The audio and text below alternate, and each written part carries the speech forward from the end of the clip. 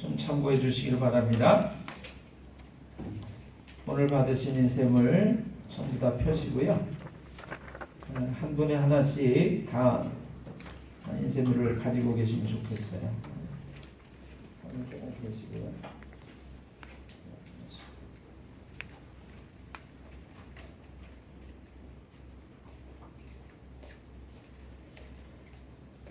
본문의 말씀, 우리 잠언부터 마태복음의 말씀이 있는데, 우리 잠언 19장 17절로부터 말씀 우리 함께 한 목소리로 같이 읽습니다. 가난한 자를 불쌍히 여기는 것은 여호와께 구워드리는 것이니 그의 선행을 그에게 갚아 주시리라. 사람은 자기의 인자함으로 남에게 사모함을 받으리라. 가난한 자는 거짓말하는 자보다 나으리라. 귀를 막고 가난한 자가 부르짖는 소리를 듣지 아니하면 자기가 부르짖을 때에도 들을 자가 없으리라. 선한 눈을 가진 자는 복을 받으리니 이는 양식을 가난한 자에게 주민이라. 이익을 얻으려고 가난한 자를 학대하는 자와 부자에게 주는 자는 가난하여질 뿐이니라. 가난한 자를 구제하는 자는 궁핍하지 아니하려니와 못본체 하는 자에게는 저주가 크리라. 의인은 가난한 자의 사정을 알아주나 악인은 알아줄 지식이 없느니라. 보라, 처녀가 잉태하여 아들을 낳을 것이요 그의 이름은 임마누엘이라 하리라 하셨으니 이를 번역한즉 하나님이 우리와 함께 계시다 함이라. 아멘. 여러분, 우리 그 인생을 계속해서 좀 보겠습니다. 하나님과의 사랑에 빠진 한 여인이 물을 깃다가 우물에서 보석을 발견했다. 그때 마침 삶의 수고와 슬픔에 지치고 가난한 친구가 그녀의 집을 방문했다. 친구는 그녀가 하나님의 안에서 기뻐하는 삶을 살고 있으며 오늘 우물에서 보석을 발견하게 된 이야기를 들었다. 보석 소리를 듣는 순간 친구는 부러워하는 마음이 생겼다. 나도 저런 보석만 가질 수 있다면 기쁨으로 인생을 살 수 있을 텐데. 친구는 별 기대감이 없이 지나가는 소리로 여인에게 말했다. 내 사정이 매우 어려운데 그 보석 나에게 줄 수 없겠니? 그러자 뜻밖에도 여인은 친구의 이야기를 듣고 그렇게 하자고 하며 성큼 보석을 건네주었다. 친구는 너무나 기뻐 보석을 받아들고 집으로 돌아오는 도중 마음속에 이상한 깨달음이 찾아왔다. 그것은 이 보석이 자신을 기쁘게 하기보다는 점차 불안하게 만들고 있다는 사실이었다. 그래서 친구는 다시 발걸음을 옮겨 여인의 집으로 돌아가 보석을 되돌려주며 말했다. 친구, 지금 나에게 필요한 것은 보석이 아니라 이 보석을 선뜻 나에게 건네줄 수 있었던 너의 마음인 것 같아. 내 마음속에 있는 그 기쁨을 내게 줄 수 없겠니? 이때 여인이 친구에게 성경 말씀 한 구절을 들려주었다. 느헤미야 8장 10절의 말씀이었다. 같이 읽어볼까요? 여호와를 기뻐하는 것이 너희의 힘이니라. 아멘. 밖에 있는 환경이나 물질보다 더 존귀한 것은 우리 안에 계신 주님이십니다. 우리 안에 내주하시는 성령님이 주시는 기쁨은 어느 것과도 비교할 수 없습니다. 세상을 이기는 힘은 무기가 아니라 성령님이 주시는 기쁨입니다. 아멘인가요? 아멘. 우리 사순절 기도가 있는데 같이 한번 읽어보겠습니다. 좁은 문에서 하늘문까지 무릎으로 들어가자. 불편을 불평하는 것은 나쁜 습관의 추수. 불편을 감사하는 것은 거룩한 신앙의 열매. 불편은 결코 불행이 아니다. 불편에도 우리가 행복할 수 있는 것은 주님이 우리 곁에 계시기 때문이다. 주님 없는 모든 것은 아무것도 아니다. 모든 것 없어도 홀로 주님은 나의 모든 것이다. 사랑하는 이여, 사순절은 주님이 너를 위해 나를 위해 우리의 모든 것 위에 땀 쏟고 눈물을 흘리며 피 쏟으며 가신 길이다. 우리도 좁은 문에서 하늘문까지 무릎으로 들어가자. 아멘. 이 고은 목사님의 시인데요.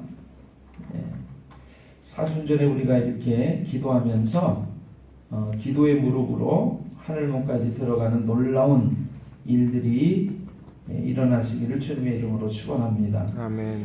우리 그다음 이야기를 좀 보겠습니다.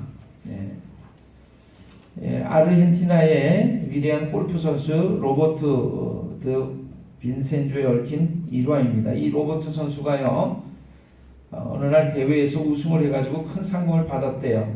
기분 좋게 카메라 앞에서 포즈를 취했는데 한 젊은 여자가 다가왔습니다. 그리고 말하기를, 선생님 우승하신 것을 축하드려요. 죄송한 말씀이지만 오늘 받으신 상금을 저희 아이를 위해서 쓰실 수는 없으실까요? 저희 아이가 지금 몹쓸병에 걸렸는데 치료비가 없어 병원에 가지도 못하고 죽어가고 있습니다. 이 로버트 선수는 기꺼이 상금으로 받은 수표를 그녀의 손에 쥐어주었습니다. 그런데 그 다음 주 로버트가 근처 식당에서 점심을 먹고 있는데 한 직원이 다가와 말을 했어요. 지난주 선생님께서 우승하신 뒤에 한 젊은 여성을 만났다는 이야기를 들었습니다. 그런데 안타깝게도 선생님은 속으신 거예요.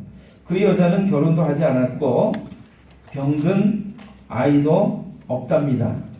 그녀는 상습적인 거짓말쟁이라고요. 그 말을 들은 이 로버트 선수가 대답을 했어요. 그럼 죽어가는 아이가 없다는 거군요.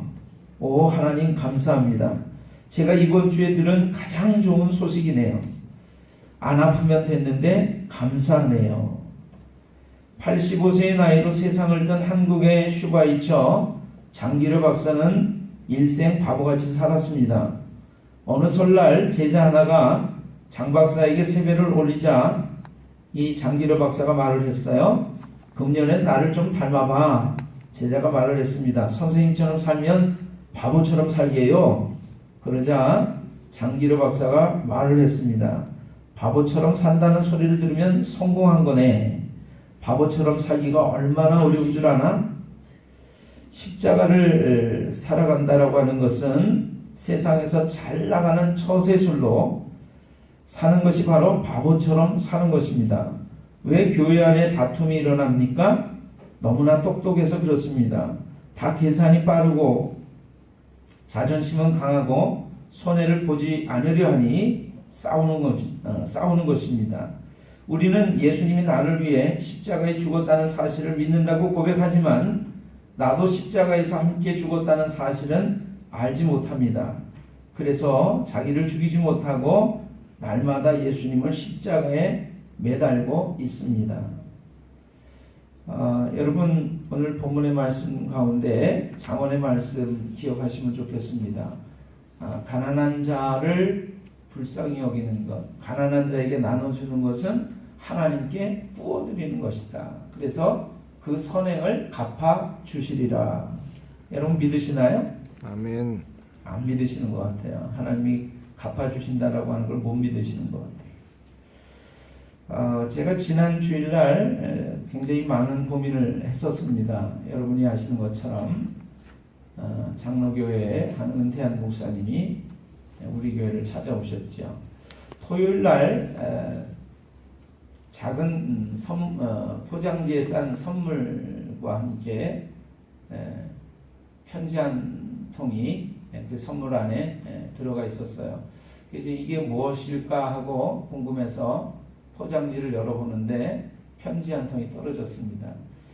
편지의 내용은 대장암에 걸려서 은퇴를 할 수밖에 없었던 한 목사님이 계속해서 투병을 하다가 이제 비용은 많이 들고 삶은 어려운데 아내까지도 자궁암에 걸려서 같이 투병하고 있다는 얘기였어요. 그래서 내일 주일 아침에 우리 교회 예배를 출석하려고 하는데 좀 도와줬으면 좋겠다.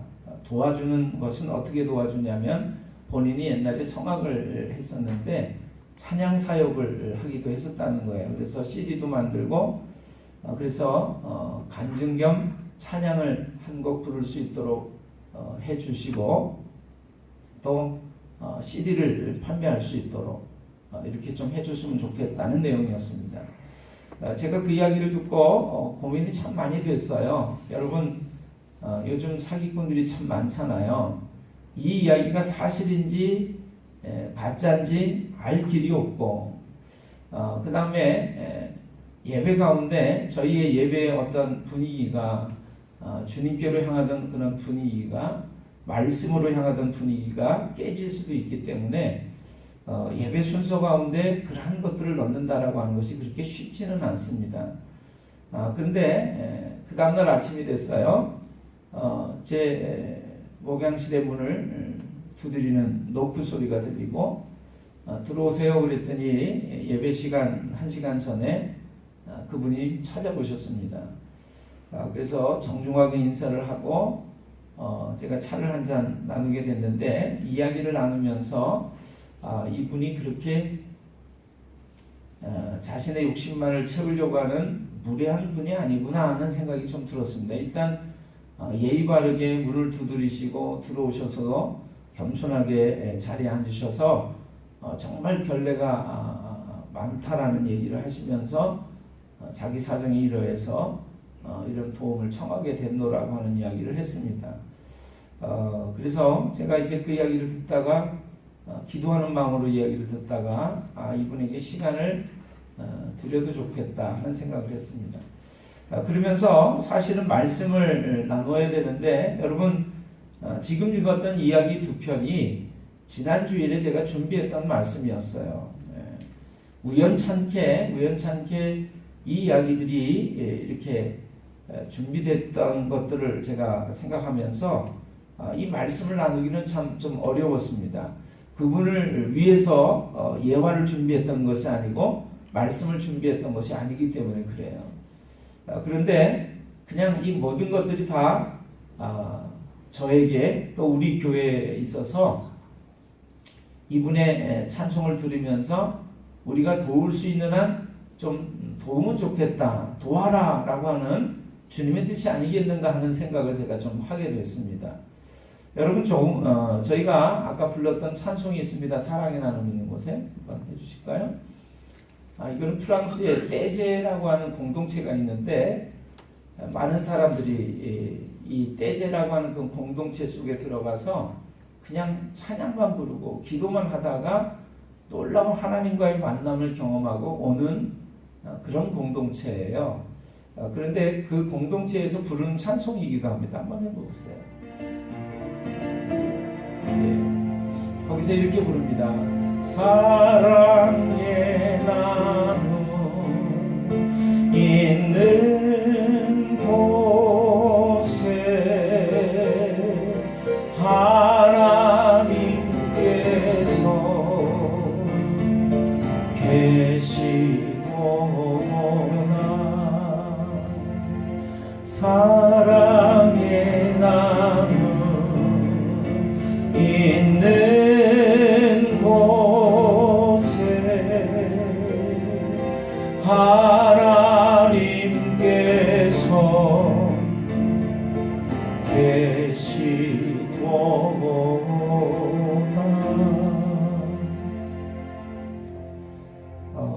톨스토이가 지은 우화집에 이러한 이야기가 있습니다. 어떤 사람이 하루는 꿈을 꿨어요. 그 꿈에서 예수님이 음성이 들립니다.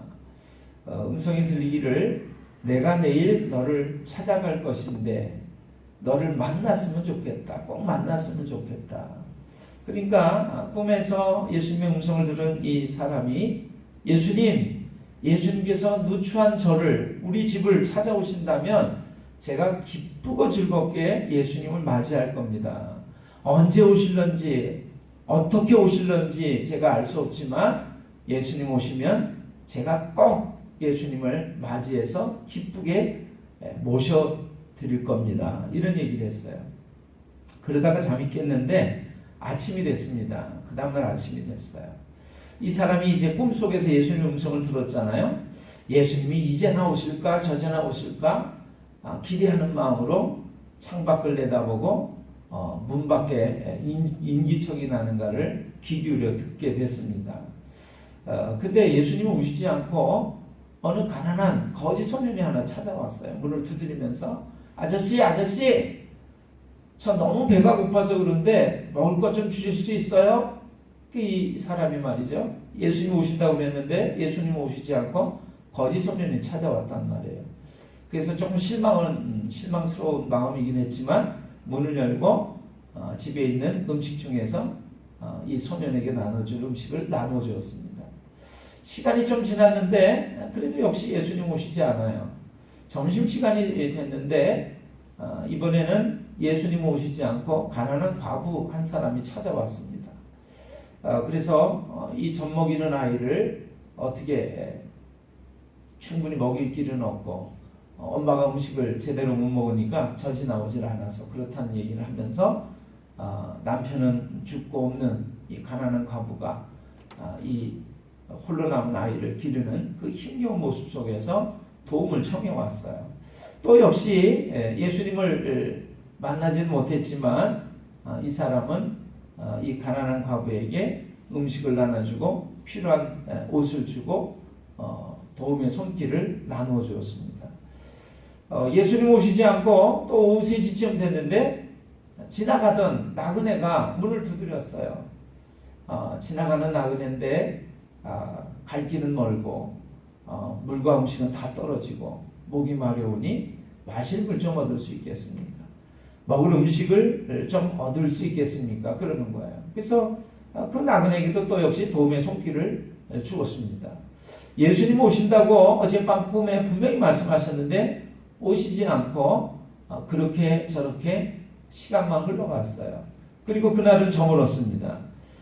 잠자리에 누워서 잠을 자게 됐는데 꿈에서 예수님이 나타나셔서 말씀하셨어요.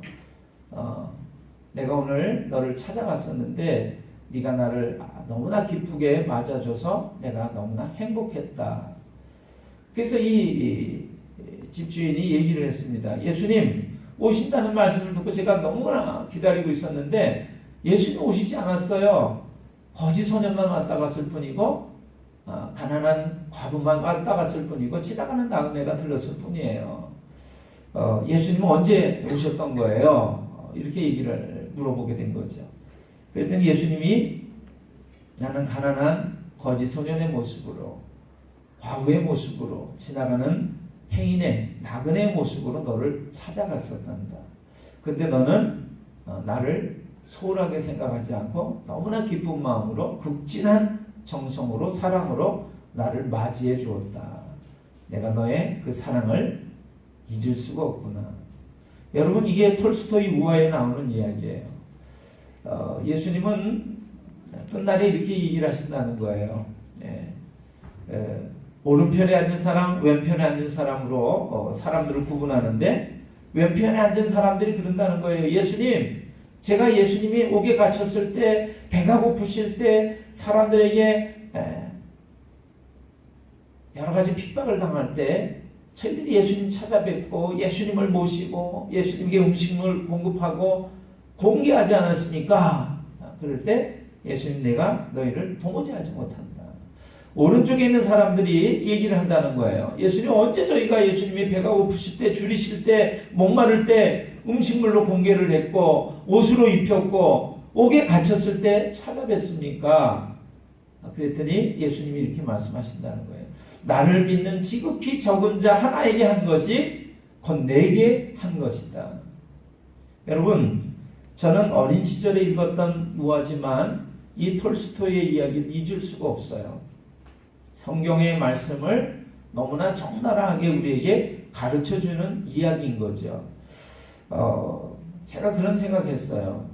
어쩌면 우리가 하늘나라 갔을 때 어쩌면 예수님께서 그런 말씀하실지 몰라요. 내가 그때 병이 들어서 은퇴한 병들고 힘들고 어려운 은퇴한 목사의 모습으로 너희를 찾아갔었어. 그때 너희들이 십시일반 사랑의 마음으로 물질을 모으고 마음을 모아서 나를 도와줬었지. 그때 너희들의 사랑을 내가 잊을 길이 없다. 이렇게 말씀하실런지도 몰라요. 우리 교회를 종종 찾아오는 어떤 사람들이 저는 이런 생각이 듭니다. 혹시 예수님이 아닐까 이분이? 거지의 모습으로 불황자의 모습으로 지나가는 행인의 모습으로 위장하고 찾아오시는 예수님 혹시 아닐까? 그런 생각이 종종 들어요. 여러분 우리는 속았을 수도 있습니다. 제가 고민을 한 것이 그거예요. 이분이 우리를 속이는 사기꾼일 수도 있어요. 그러나 예수님의 말씀을 기억합니다. 여러분 너희가 어느 마을에 어느 집에 들어가든지 그 집에 평안을 빌어라. 만약 평안이 그 집에 머물만 하면 너희의 평안이 그곳에 머물 것이요 그렇지 않으면 너희에게로 다시 돌아오리라. 여러분 우리는 속았는지도 모르고 안 속았는지도 몰라요. 만약에 안 속은 것이 사실이라면 정말로 도움이 필요한 이들에게 그러한 사람에게 우리는 그리스도의 사랑을 나눈 것입니다. 하나님께서 그 선행을 갚아주실 것이고 내가 결코 잊지 않는다고 나에게 부어준 거라고 빌려준 거라고 말씀하시는 줄로 믿습니다. 만약에 그렇지 않다면 어떻게 되는 거죠? 우리의 베푼 사랑이 우리의 마음이 다시금 우리에게 여러 배가 되어서 돌아올 줄로 믿습니다. 아멘. 종종 우리가 사는 삶이 좀 바보처럼 사는 것 아니야? 저렇게 속고 살아서 되겠어? 손해보고 살아서 되겠어? 이런 삶이 될 수도 있어요. 여러분 저는 장기려 박사에 대한 이야기를 잠깐 말씀을 드리는데 성산 장기려 박사는요 외과 의사입니다. 지금도 의사가 돈을 많이 벌고 또 괜찮은 직업이잖아요. 근데 그 옛날에는 의사 그러면 죄송합니다. 의사에게는 좀 미안한 얘기인데 면허를 갖고 있는 도둑이라는 얘기가 있어요. 의사가 이거 수술해야 돼, 이거 치료해야 돼 그러면 우리는 꼼짝없이 의사가 하는 말대로 할 수밖에 없어요. 그러니까 이게 진짜 치료를 받아야 하는지 이 약을 써야 되는지 수술을 해야 되는지 알 길이 없습니다. 그런데 그 옛날 일제시대부터 의과대학을 가서 의사가 된 이 장기려 박사는요 원래는 저 북쪽의 사람이에요. 북한 사람인데 월남을 했습니다. 둘째 아들을 데리고 월남을 했어요. 많은 자식들이 있고 아내가 북한에 있는데 둘째 자식만 데리고 월남을 했어요. 사실은 이 38선이 그어져 가지고 남과 북이 나눠지리라는 생각을 전혀 하지 못하고 남쪽으로 잠깐 넘어왔던 거예요. 잠시 잠깐 오면 다시 그리운 가족들을 만날 수 있으려니 하고 내려왔던 것인데 38선이 그어지고 남과 북은 영원히 만날 수 없는 사랑하는 가족들이 만날 수 없는 분단선이 그어지고 말았죠. 이분이 그래서 의사로 병원 원장으로 일을 하면서 이분이 한 삶이 어떤 삶이냐면 양복을 입고 구두를 신고 나가잖아요. 그럼 바깥에 거지들이 있고 도움을 필요로 하는 사람들이 있으면 그 옷을 아낌없이 벗어주고 구두를 벗어주고 그러고 들어왔다는 거예요. 그리고 의사로서 원장으로서 병원 원장으로서 그 병원의 운영을 책임져야 되잖아요. 근데 환자들이 가난한 환자들이 옛날에 너무나 많으니까 의료보험이 안 돼가지고 그냥 치료비가 없어서 죽어가는 환자들이 너무 많으니까 일단 병원에 오면 치료를 해주다가 병원비가 없으면 병원 뒷문을 밤중에 몰래 열어놓을 테니까 도망가라고까지 얘기를 했다는 거예요. 그리고 환자들이 찾아오면 이 병은 약 쓸 필요가 없다고 닭 한 마리 구워서 먹으면 낫는 병이라고 개고기를 한 마리 구워서 먹으면 낫는 병이라고 그렇게 얘기를 해줬다는 거예요. 여러분 이분이 돌아가실 때 병원 원장을 지냈던 분이 병원 옥상 위에 옥탑방에서 살다가 돌아가셨는데 구두 2켤레인가 있고 9만 원이 전 재산이었대요. 그 9만 원도 자신을 돌봐주던 간호사에게 이러이러한 위로금으로 주라고 유언을 남기고 죽었는데 이분이 명절 때가 되면 크리스마스가 되면 남들이 돌보지 않고 찾아가지 않는 가난하고 너무나 외로운 그런 환자들을 찾아가서 쌀을 갖다 주고 과일을 사가지고 가서 위문을 하고 그랬다는 것입니다. 그러니까 그분의 삶이 바보 같은 삶이에요. 그러니까 이 제자들이 이 설날에 세배를 왔는데 세배를 받으면서 자네 이제 좀 나 좀 닮아보게 얘기하니까 선생님처럼 살면 바보처럼 사는 건데 바보처럼 살라고요? 바보처럼 사는 게 성공한 거야 이렇게 말씀하셨다는 거죠. 여러분 오늘 결론의 말씀을 드립니다. 예수님의 이름은 예수라고 하는 예수와 조수와 여호수아라고 하는 이름으로 불리는 이름입니다. 예수님의 이름은 하나님이 우리를 구원하신다 그런 뜻이에요. 근데 예수님의 이름이 또 다른 이름이 하나 있어요. 우리가 읽은 대로 임마누엘이라고 하는 이름입니다. 임마누엘이라 하리니 이는 하나님이 우리와 함께 계시다 하리라. 임마누엘이라고 하는 이름의 뜻은 하나님이 우리와 함께 계시다라고 하는 뜻이라는 거예요. 여러분 이 감리교회를 창시했던 요한 웨슬리 목사님은 운명 전에도 이렇게 고백을 하고 죽었습니다. 무엇보다도 가장 좋은 것은 하나님이 우리와 함께 계시다고 하는 것입니다. 그리고 운명을 했어요. 여러분 하나님이 우리와 함께 계시다라고 하는 것이 가장 좋은 것이다. 여러분 예수님의 뜻은 하나님 우리를 구원하신다. 하나님 우리와 함께 하신다 그런 뜻인데 십자가의 삶을 한번 생각해 보세요. 여러분 오늘 저는 아침에도 깊이 그 사실을 묵상을 했습니다. 여러분 십자가의 삶이 바보 같은 삶이었어요.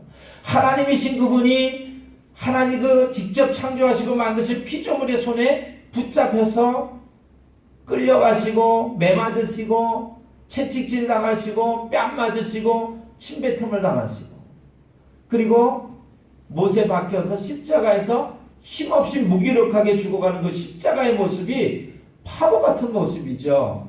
우리가 일반적으로 아는 상식선에서는 여러분 하나님이라고 하는 분은 얼마나 위대한 분이에요? 얼마나 힘과 능력이 강하신 분이에요.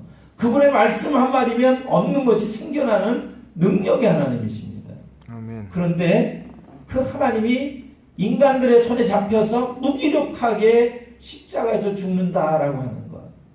여러분 그것은 우리가 생각할 때는 바보 같은 하나님이고 바보 같은 삶인 거죠. 하나님인데 하나님이신 그분이 시장하세요. 배가 고프세요. 그러면 돌을 가지고 떡을 만들어서 잡수시면 될 일입니다. 가구를 만드는데 손과 발을 사용해서 못과 도구와 망치를 사용해서 뭔가 물건을 만드는 수고를 할 필요가 없어요. 그런데 그분은 인간이 되셔서 친히 약해지시고 보잘것 없어지시고 낮고 낮은 모습으로 그래서 사람들의 발을 친히 씻으시고 여러분 섬기셨던 것을 우리가 기억합니다. 하나님의 백성들의 삶은 어때야 할까요? 그분의 뒤를 따라가야 하는 삶인 줄로 믿습니다. 아멘. 십자가의 삶을 살아가는 것이 남들은 손가락질하고 비웃고 저렇게 바보처럼 살아서 못해라고 하지만 예수님이 보여준 그 삶이 그 십자가의 삶이 바보 같은 삶이 바로 우리를 구원하시기 위한 놀라운 사랑의 모습이었다라고 하는 것입니다. 그 십자가를 생각할 때마다 예수라고 하는 그 이름만 들어도 마음이 너무나 감격이 되는 거예요. 감동이 되는 거예요. 나를 사랑한 그 이름, 나를 사랑하셔서 구원하시려고 구하시려고 이 땅에 인간이 되셔서 직접 찾아오신 그분, 내가 죽을 대신에 그 죽음의 자리에 올라가신 그분. 여러분 그래서 이 놀라운 십자가의 의미를 발견했던 사도 바울은 이렇게 고백을 했습니다. 내가 그리스도와 함께 십자가에 못 박혔나니 그런즉 이제는 내가 산 것이 아니요 오직 내 안에 그분이 사신 것이라. 이제 내가 육체 가운데 사는 것은 나를 사랑하사 나를 위하여 자기 몸을 버리신 하나님의 아들을 믿는 믿음 안에서 사는 것이라. 여러분 십자가에서 돌아가신 그 예수님이 나를 대신해서 죽으신 것이기 때문에 그분의 죽음은 곧 내 죽음이다. 내가 바로 십자가에 예수님과 못 박혀서 죽은 것이다. 라고 고백을 한다라고 하는 거예요. 그렇다면 이제는 우리가 사는 것은 예수님의 놀라운 부활의 생명으로 살아가는 줄로 믿습니다. 예수님의 모습으로 살아가는 것이어야 될 줄로 믿습니다. 아멘. 속아주는 거죠. 믿어주는 거죠. 기다려주는 거죠. 참아주는 거죠. 오늘 그러한 주님의 모습으로 살아가시는 여러분들이 되시기를 주님의 이름으로 축원합니다. 아멘. 대핍박이 몰아닥친 그 로마의 어느 날 많은 제자들이 예수님의 수제자 베드로에게 얘기합니다. 선생님, 이 엄청난 환난과 핍박 속에서 선생님이 사도 베드로인 당신이 죽으실 필요가 없어요. 잠시 동안에 이 핍박이 멈출 때까지 피해 계십시오. 그래서 이 베드로가 로마를 벗어나서 도망길에 오릅니다. 근데 그 도망가는 길에 예수님이 나타났어요. 그 예수님은 어딘가를 향해서 가시는 모습이에요. 그러니까 베드로가 묻습니다. 주님, 어디로 가십니까? 이게 퍼바디스예요, 퍼바디스. 어디로 가십니까? 그랬더니 예수님이 이렇게 말씀하세요. 난 네가 죽기를 싫어하는 그 로마를 향해서 다시 한번 십자가에 못 박혀 죽기 위해서 로마로 간다. 여러분, 베드로는 그 이야기를 듣고 로마로 돌아가서 십자가에 거꾸로 못 박혀서 순교를 합니다. 여러분, 오늘도 우리가 주님 앞에 이렇게 물을 수 있어요. 주님, 왜 그렇게 사세요? 어디로 가세요? 퍼바디스. 난 너를 위해서 십자가에 못 박혀 죽기 위해서 골고다로 가는 길이다. 나는 겟세마네로 가는 길이다. 오늘 여러분과 제가 그 십자가로 시선이 향했으면 좋겠어요. 십자가로 가까이 나를 이끄시고 몸소 받은 고생도 알게 하옵소서. 십자가 무한 영광일세. 요단강을 건넌 후 무한 영광일세. 오늘 그 놀라우신 주님을 사순절기 동안에 더 깊이 만나시고 주님을 따라가시는 여러분 모두가 다 되시기를 주님의 이름으로 축원합니다. 아멘. 기도하겠습니다.